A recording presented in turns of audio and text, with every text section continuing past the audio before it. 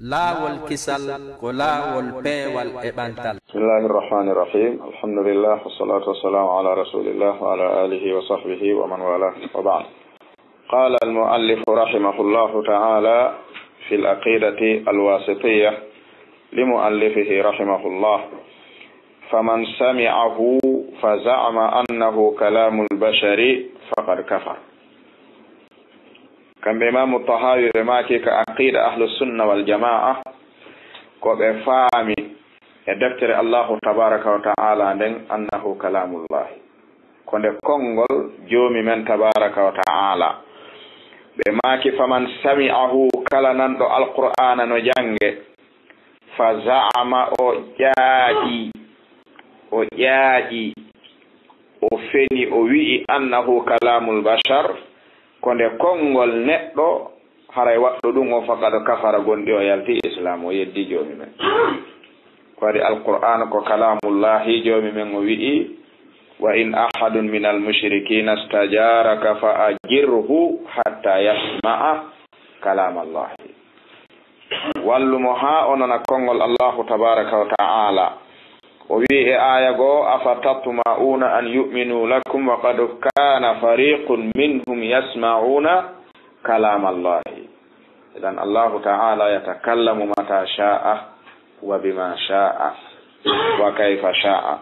mo wi'i alqur'ana ko nde konngol bani adama hara o yalti islam no jeeya aqida ahlus sunna wal jamaa. wa qad damma allahu wa aabahu wa aw'adahu bi saqar haythu qala ta'ala sa uslihi saqar. ɓe maaki kala wowluɗo ngol konngol haray faqad dammahu llahu allahu ŋiñimo wa aabahu o aybinimo wa aw'adahu o kambiranimo bi saqar naatugol ngeeɗo yiite. haythu qala ta'ala nokku ka joomi men wi'i sa uslihi saqar mi naadoya on ngeeɗo yiite. ko wonno ɗum ko o wiyeteɗo Walid ibn al-Mughira al-Makhzumi baba Khalid ibn al-Walid ko on nelaɗo jangganno alqur'an o nani nde woni o faami nde o wi mi heɗitike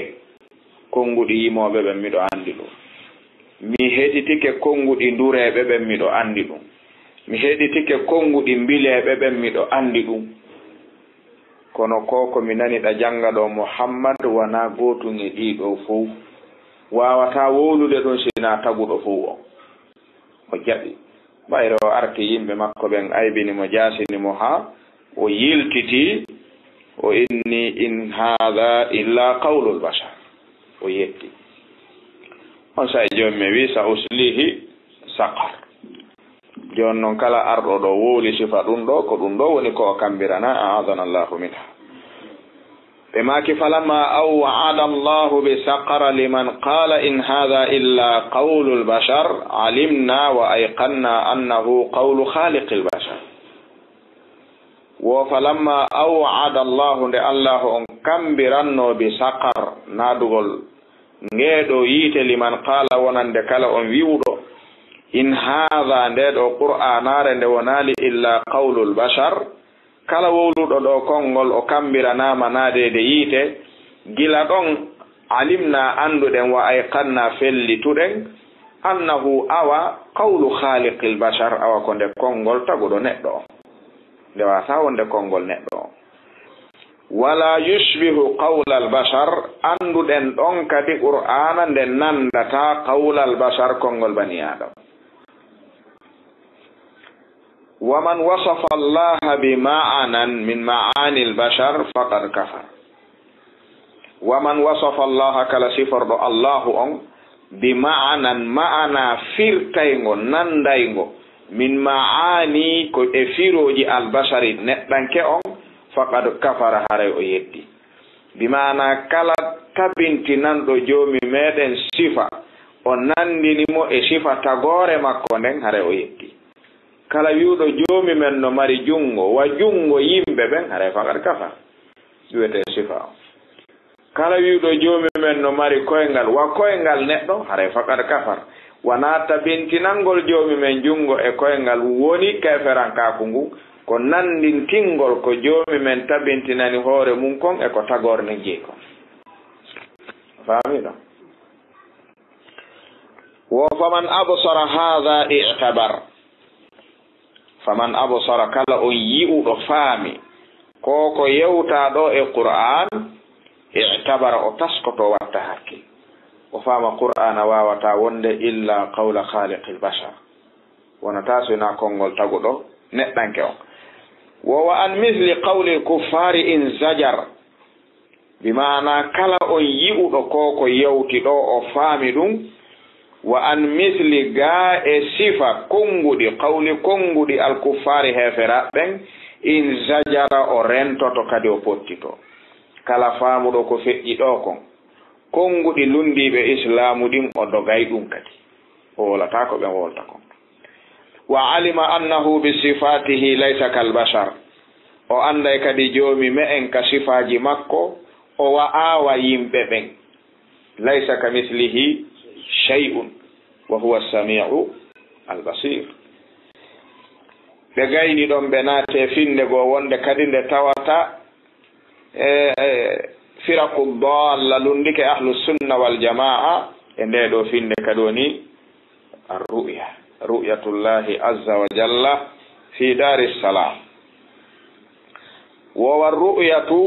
haqqun li ahli al-jannati bighayri ihatatin wala kayfiyya wo war ru'yatu yi'oygol gonɗinɓe ɓen joomi meɗen ñande darngal haqqun ɗum ko goonga li ahlil jannati wonande yimɓe aljanna ɓen ja'alana llahu min ahliha wo ɗum ɗon hino tabiti kono noon ko bi gayri ihatatin ko yi'ugol joomi men ko alda e huɓindagol mo yi'ugol wala kayfiyatin ko alda e sifagol ko honno o yi'iroyte ha ñande o yi'a wo ande noon ko honno ɗum laatorta jaka aduna ga koye en jaɓu joomi men wi'i ñande darngal gonɗinɓe ɓen yi'oyay joomi mu'um ko honno ɓe yi'iroytamo ɗum e ŋacce ha yi'en wi'en jaka ko ni yi'irte kono ɗo goɗɗo susta wiide ko ni o yi'irte kono noon o yi'ete on no tabiti bimana en tabintinnay ar-ru'ya on bi gayri ihata ko alda e fiɓugol huɓindagol mo o fuu ko adi ɗen yiwde nange ngen hiɗen yiwde lewru ndun kono en suusata wiwde hiɗen huɓindande nange ngen e lewru ndun yiwgol bimana adamul ihata la yanfi ru'ya angal huɓindagol dirnata yiwgol ɗayya ko a huɓindaki kono a huɓindatako ko a yiyani en faami ɗon idan ɗum ɗon hino tabitani li ahlil janna ɓe ɓeydi ɗon ɓe maaki kama nataka bihi kitabu rabbina wujuhun yawma idin nadira ila rabbiha nadira ɗum ɗon o laaɓi o wi wujuhun wono kama nataka wono wowliri bihi wondema gonɗinɓe ɓe yi'i e joomi muɗum kitabu rabbina deftere joomi men humpiti ɗum joomi men wi'i wujuhun geece yawma idin nde ñande darngal nadira haray no hecciɗi imana sa yi hettiɗo a anday sa yi ɓittiɗo soñjiɗo a anday ɗiɗo fof ko yeeso ngon jonnata maɗi neɗɗo alaka fi makko fof feeñata ɓuri yeeso so sunike yeeso hollay so weltike ngo hollay so nawni ngo hollay so ɓittike ngo hollay so aani ngo hollay so hettike ngo hollay so weelama ngo hollay so haari ngo hollay ko kango woni fi neɗɗo on ko ɗum si joomi men jantingo o wi jalbugol ngol feeñe e yeeso ngo ila rabbiha ɗen geeje faade ka joomi majje nadiratun ko ɗe ndaarayɗe ɗo en wawata wiide sina ndaarugol joomi maɓɓe kono noon ɓe yiiroytamo ɗum accen ha yiyoyen yo joomi men waɗoyen e yiyoɓe ɓen karamokojo goto e salafo wi kala wiwɗo joomi men yiyoytake ñande darngal ota Allah on naadumo kaw yiyeteɗo ay wiyo yiyatake kono ngo ɗaɓɓata ton ala kala wi'uɗo joomi men yi'ataake darngal womi tori kewata Allah on naɗo mo kaw yi'eteɗon taw wi'e mo few pay kanko yo yi'ataake ay moƴƴiraale mo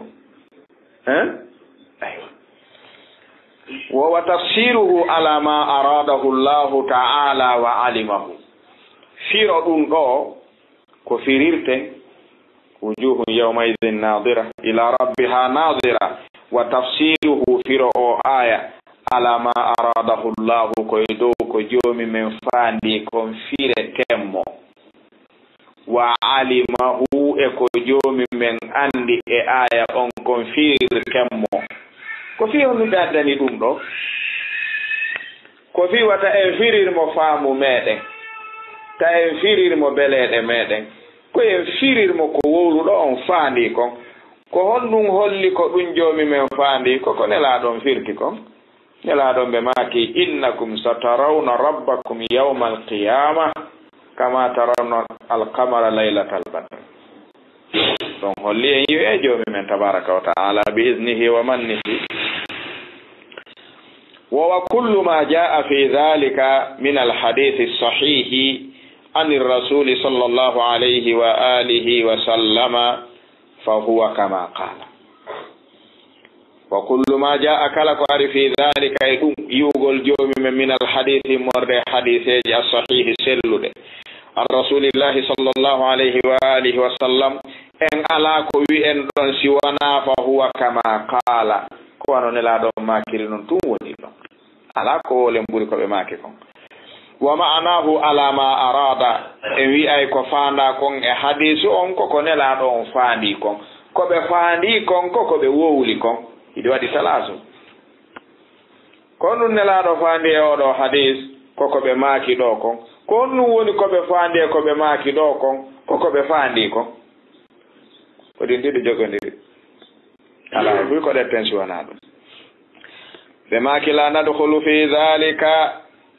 mutaawwilina bi ara'ina wala mutawahhimina bi ahwa'ina la nadkhulu en natirta fi dhalika din don nasuji mutaawwilina ko en firirbe din bi ara'ina pehe meden wala mutawahhimina wana en famirobe di bi ahwa'ina belede meden kun wete at-tawahhumu al-wahmu en jangino dun ka usul bayna al-wahmu woni diddu dhann sa tanjini ke ko ɗum ɗo woni taywana ɗum ɗon woni ko taywana ɗum woni ko wi'ete al-waham kono haray wana ɗum faandida jon noon en natirta e ɗin ɗon nassuji mutawahhimina hiɗen natida e faamu ngu tawata ko e beleɗe meɗen ngu iwri fa innahu ma salima fi dinihi illa man sallama lillahi azza wa jalla wa li rasulihi sallallahu alayhi wa alihi wa sallam fa innahu sikoni ma salima daɗata daɗali ha hande fi dinihi ka dina mum hisi illa siwana man sallama on jebbilanɗo fiyakuji ɗin lillahi allahu on azza wa jalla wa li rasulihi e nelaɗo makko on sallallahu alayhi wa ala alihi wa sallam wa radda ilma mashtabaha alayhi ila alimihi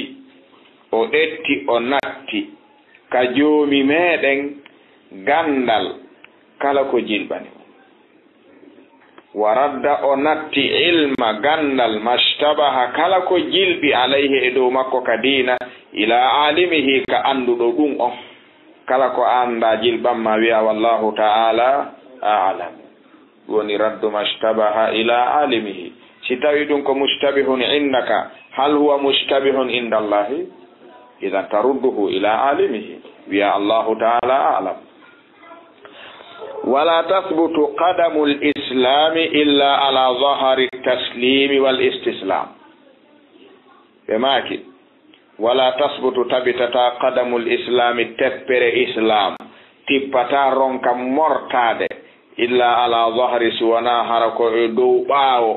at-taslimi jebbilagol wal istislami e jebbilagol ha joni at-taslimi ko jebbilgol wal istislami e jebbilagol kañum fiiji ɗin ɗi fof waɗaɗi taslim wattaɗi e juuɗe joomi men an tigiri wona wontuɗo e juuɗe joomi men ko ɗum sikarmokoɓe goo na oɗo ibara ɓe addata ko ɓe innay la tasbutu qadamul islami illa ala kantarati taslimi wal istislam woɓe ko kantara addata badalan zahar kono fo e mum ko si tawi wano neɗɗo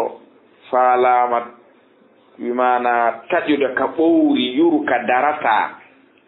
si o fawama angal mortagol ɗon ara fawama ko sadde nde gandi tirimoro ka mo ɓortike paɗe wiindi rewa e tirimorore ɓenni kadi sa mortike ɗon na si a yani si a mortike a anday haray ko yilto ɓuri joni noon kala ka tawata ka mortete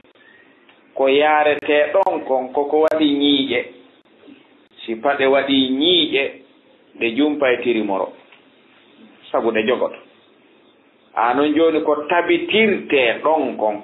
lumba hara a mortaki sakkoyana e nassuji asma wa sifati ɗin koyo jomi men jonne paɗe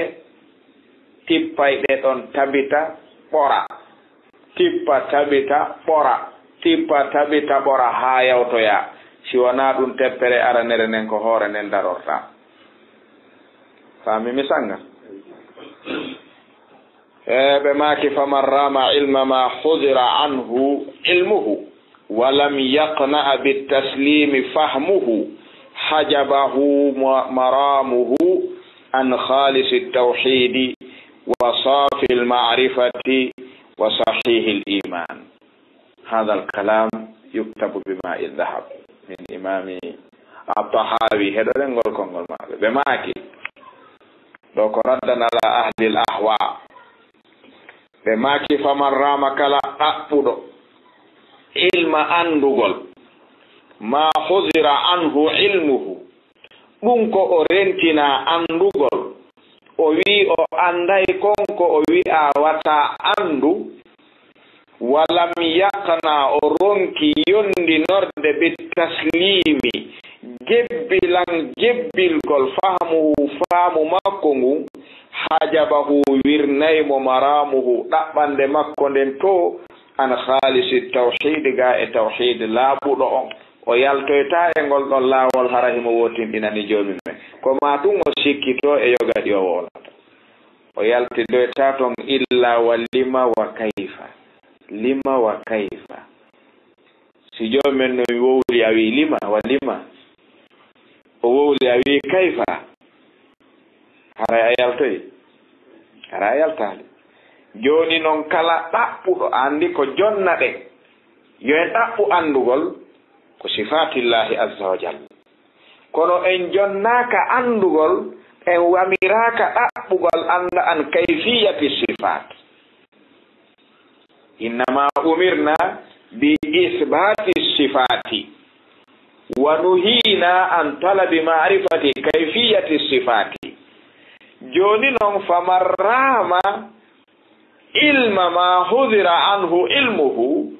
mo inni ko ɗaɓɓata andude ko kayfiyati sifati ko ɗum ɗon ɗalata mo isbatu sifati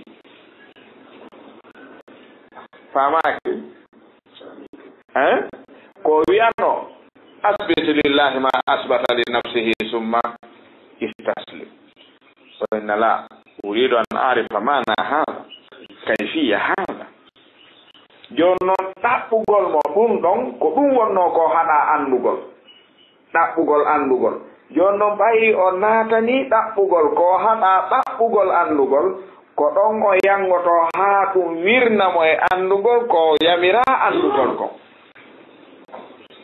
famaki o yaltata e nder muɗum hara himo wondi e tawhidi laaɓuɗo o yaltata e muɗum hara himo wondi e safil ma'rifa gandal laaɓugal o yaltidata e ɗum o yaltata e ngal ɗon gandal hara himo wondi wa sahihil iman o yaltidata e ɗiɗo fof nder ton nde mo yalta ton haray o pottike at tawhidul khalis o pottike an e bimana al ma'rifati safi o pottike an sahihil iman hara ngal ɗo gandal konnudrimani mo ko ɗum sikarmo ko jogoto waɗi misale ɗum وفي فإذا عرفت الصرف حتى صرفك عن الدين فما فائدة الصرف. نعم، هدف الصرف أن تعرف معنى الدين، ثم إذا تعلمت الصرف حتى صرفك الصرف عن معرفة الدين وعن الدين فما فائدة الصرف إليك. شيء صرفك عن دينك فما فائدة هذا لك. سأجنجد علم الصرف ها أودي يود جومي من كيف لماذا قلت هذا فلماذا هذا parce c'est-à-dire ɗum no wawi wonde sa naadiɗi hakkude ma e joomi ma dondiri e gandal e moƴƴere.